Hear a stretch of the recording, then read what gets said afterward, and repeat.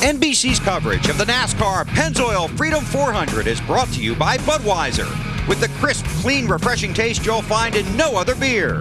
This Bud's for you. By Team Monte Carlo, the cars more champions depend on.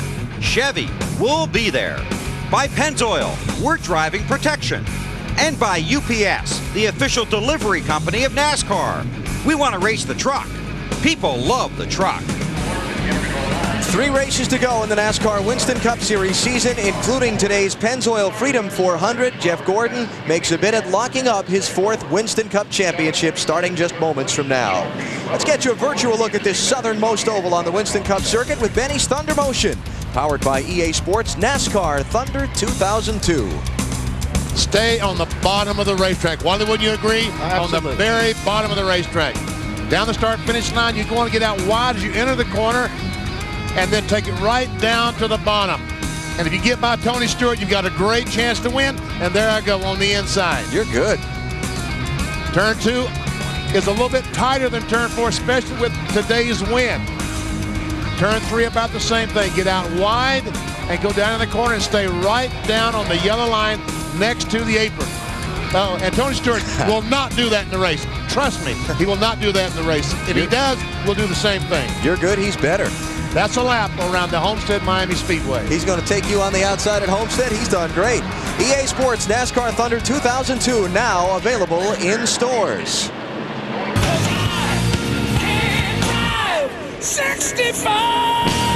Budweiser, the official beer of NASCAR, is the proud sponsor of the Bud Pole Award, given to the fastest qualifier at each NASCAR Winston Cup race. 51st Bud Pole Award in his career for Bill Elliott on Friday, his second of 2001. Now 18 different drivers qualified for next February's Bud Shootout. Since 1979, Anheuser-Busch has awarded more than $7 million as the title sponsor of NASCAR's Pole Award program. And now the Walmart starting grid for the Pennzoil Freedom 400, and all Evernham Motorsports front row. Bill Elliott and his teammate Casey Atwood lead the field to the green. Another Dodge, John Andretti inside of row number 2, with Ricky Rudd second in points, trying to keep his title hopes alive. On the inside of row 3 is Sterling Marlin, looking for his 3rd win of the season. And Rusty Wallace, he has 8 flat track wins. On the inside of row 4, Jason Lepner, on his 2nd top 10 start of the year, and Michael Walter, the Daytona 500 winner, on the outside. Jeff Green in for Robbie Gordon in that 31 car today. He shares row 5 with Ward Burton with a 3rd top 10 start in 3 tries here. The championship leader, Jeff Gordon, goes from the inside of row number 6, trying to close out Ricky Rudd today. Todd Bodine is there with him.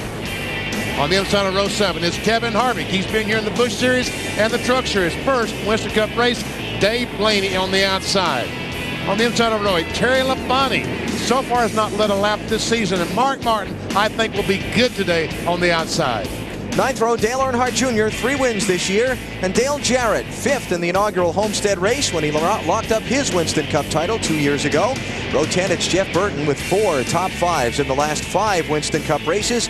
And Stacy Compton, his best finish this season was a 10th place in the year's opening race. In row 11, we find Matt Kenseth and Tony Stewart, the guy who's won both races here at Homestead. Let's try to talk to Matt Kenseth. Matt, Benny Parsons, you got me? I got you. Hey, Matt, 3 straight top 10s, and you've improved your qualifying about 15 positions, so winning today should be a snap, right? I don't think it's going to be a snap, Benny. This is a tough racetrack. I feel like we got a good car. I think the Dwell guys did a great job preparing it. It's a tough racetrack to pass. You get the dreaded arrow push when you're behind people. So the only way to pass today seems like to use the apron to get underneath somebody. So I think you're going to see a lot of people running real low. At least you're starting on the inside. That's a good place to begin. I think that, good luck, Matt. I think one of the crewmen jumped in on top of him and started talking to Matt. There you go. Well, Matt Kenseth going to go with Tony Stewart, the 2-time defending winner of this race from row number 11. Bodine brothers, final 2 qualifiers on time. Jeffrey with his 2nd start of the season. That's a team car to brother Brett's. And now those in on provisionals on their points. Bobby Hamilton, Kenny Schrader, then Elliott Sadler in a backup car. Ricky Craven back in row 20. And Rick Mast also in a backup car after a crash here on Saturday during practice. He will drop not far to the rear. Kyle Petty, final starter in the field. Those who did not qualify, there were 5 of them. The Heartbreaker, Ron Hornaday.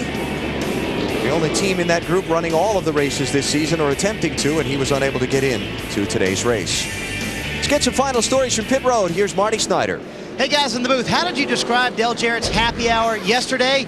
All together now, not too good. But they say they have made the car much better. They think this morning they changed everything on the car. Todd Parrott just told me, and we should expect great things from DJ. After all, in 6 flat track races this year, he has 2 wins and 4 top 3 finishes. Today, to Matt Yoakum.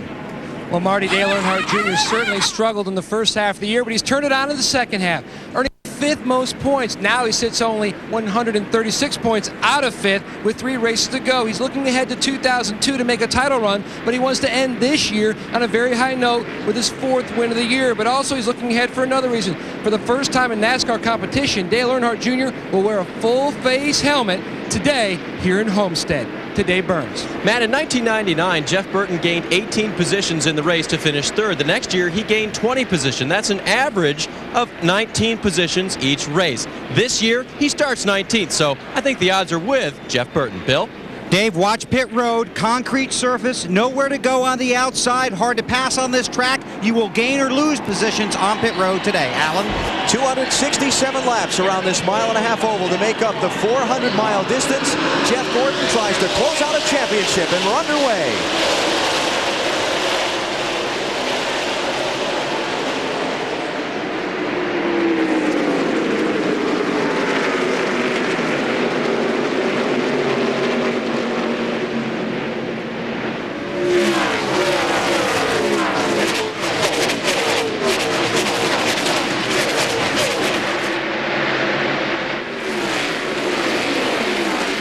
Bill Elliott has the lead. Casey Atwood has slipped in line 2nd. Then John Andretti and Ricky Rudd.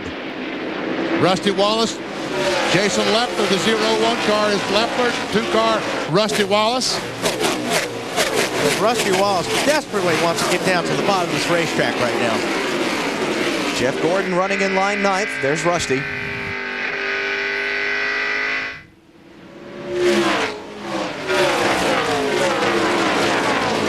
Say Rusty was up the hill on a track with a lot of banking, but that doesn't really play here. No. You've got to be on the bottom of this racetrack to make any kind of time around here. Jeff Gordon's on the inside of Rusty Wallace, trying to take the spot away. That's Jeff Green in the 31 Jeff car. Green. And Green's going to hold him off. Leaders at the stripe to start lap 3.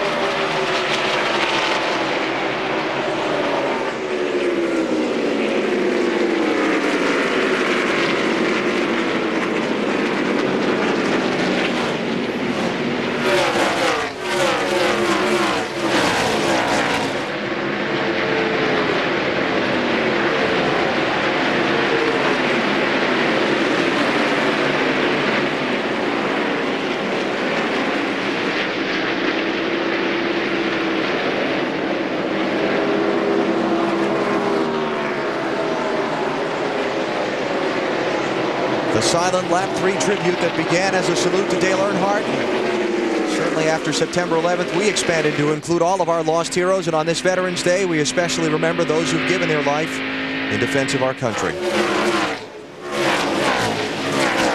Jeff Gordon's having a hard time defending right now. Didn't work too good, that move that he tried to make on Jeff Green. He was trying to take over 8th, and now he's back to about 10th. Weber, what's going on with Jeff? He's loose, Benny. Loose from the start. Called in very early in the race. Said the car is too loose. Robbie told him, wait for the air pressures to come up. We'll get back in the groove. We'll be okay. Patience early here at Homestead. Gordon running behind Michael Waltrip now in the 11th spot. He took the green flag in 11th, but gained a couple of positions on the having that inside line on the initial break. Behind him is Terry Labonte, his Hendrick Motorsports teammate. There's Mark Martin, who's down to the inside, and we look ahead to the leader and check his gap on his teammate, Casey Atwood.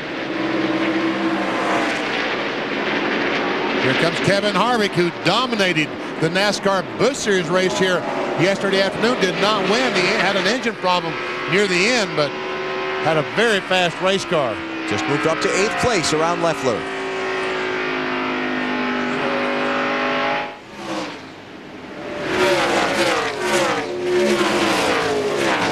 strong as he was here yesterday, if any of that chassis setup information translates to this Winston Cup car, he could be a dark horse candidate for the win. He could be very good. Boy, was he dominant. Jimmy Spencer going to get a spot. That's back for 25th. Jimmy Spencer started 34th, so making some good progress towards the front.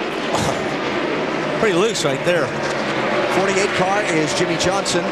Second start for Hendrick Motorsports. Remember, he drives that car full-time next season, so get used to that paint scheme and number. And Dale Jarrett wiggling and wobbling. And he wobbled right out of Jimmy Spencer's way.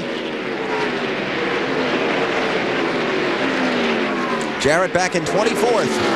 Not anymore. Make it 25th. Maybe 26th. And if Kevin LePage gets his way, 27th, 28th. You know, we saw this at Rockingham with Dale Jarrett. Remember how he drifted to the back, fighting a very loose race car? But in the end, Dale Jarrett finished 4th. That race team and crew chief Todd Parrott are a group to never give up. They'll keep adjusting that car until there aren't any laps left. You can hear him working the throttle there. He cannot get on the gas. He's having a hard time getting the throttle down to the floor.